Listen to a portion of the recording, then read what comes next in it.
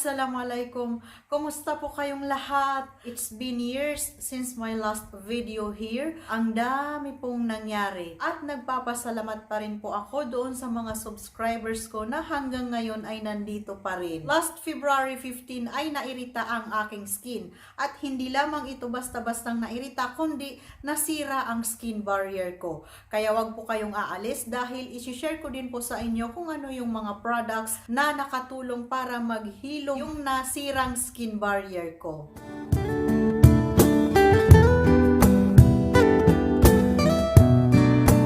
Paano mo nga ba malalaman na nasira ang iyong skin barrier? At ano ba kasi ang skin barrier na yan? I believe na discuss ko na ito sa mga naunang videos ko. Let's just briefly discuss here para sa kaalaman ng iba. Napaka-importante po ng skin barrier dahil it prevents the entry of environmental pollutants, irritants, and bacteria. So basically po, yung skin barrier ay nagpoprotekta sa ating skin. You imagine na lang po na parang bahay na merong compound. At mahihirapang makapasok ang kahit na ano sa bahay dahil nga meron itong compound.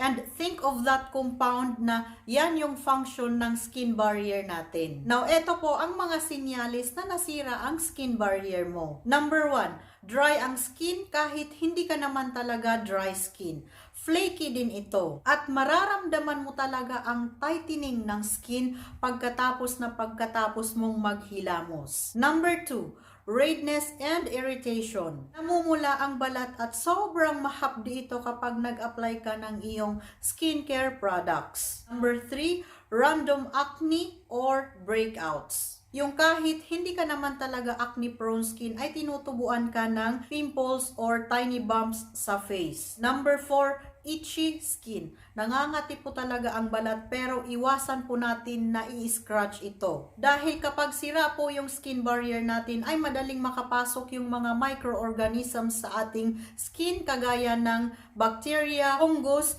at virus. Mga kapatid, we have to remember na kapag sira po yung skin barrier natin ay inaabot talaga ito ng ilang buwan bago ito gumaling. Ako, inabot talaga ako ng 2 buwan, sobra pa, bago ko naramdaman na hindi na ito humahapdi at hindi na ito namumula, hindi na ito nangangati. Lumalabas din po yung moisture at saka yung tubig sa skin natin at madali lamang makapasok ang mga dumi at bacteria sa ating skin kaya prone to infection po ang ating skin. Hanggat maaari po mga kapatid ay iwasan po natin na masira yung skin barrier natin dahil ang mahal-mahal po talaga bumili ng mga skincare products para lang gamutin yung nasirang skin barrier natin. At kadalasan po talaga mga kapatid ay tayo yung dahilan kaya naiirita yung ating skin, kaya nasisira yung skin barrier natin. Ako, sarili ko yung masisisi ko dahil na-over-exfoliate ko po yung aking skin. Gumamit ako ng iba't ibang actives at hindi ko nabigyan ng interval. Kaya nairita yung aking skin hanggang sa nasira ko po yung aking skin barrier. So ngayon nasira mo ang skin barrier mo.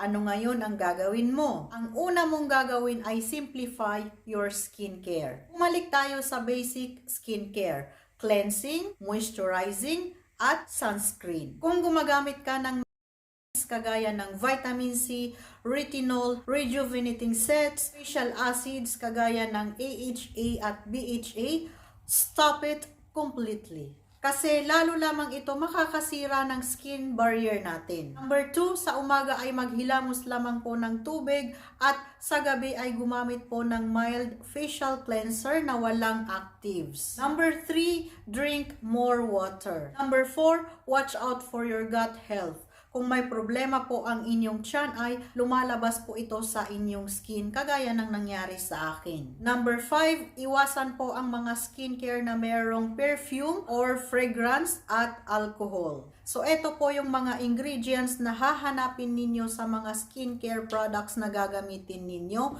na makakatulong po ang mga ito para maghilom ang skin barrier ninyo. Nandyan si ceramides, Centella asiatica or Cica, niacinamide, hyaluronic acid, panthenol at omega. At kung hanggang ngayon ay nandyan ka pa rin na nanonood, Maraming salamat po. Huwag pong kalimutang mag-subscribe simply by clicking that red subscribe button para ma-notified po kayo tuwing meron tayong bagong video. So eto na po yung mga ginamit kong skincare products na nakatulong talaga ng mabilis na paghilom ng aking nasirang skin barrier. Simula nang nairita ko ang aking skin ay gumamit na po ako ng toner.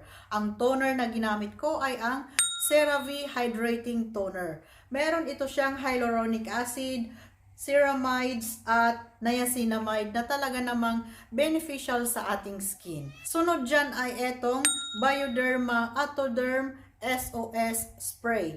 Ito siya ay spray. Kapag in-spray mo siya sa iyong skin ay hindi siya tubig. Meron ka pa ring mararamdaman na parang lotion yung texture niya. Mga kapatid, nag-invest talaga ako ng mga hydrating na products para masigurado ko na bumalik ulit sa normal yung aking skin barrier. Sumunod na doon, ang ginamit ko ay ang Lux Organics Cica Rescue. Maganda ito dahil meron siyang Centella asiatica na 30%, meron na rin siyang Madecassoside at Niacinamide.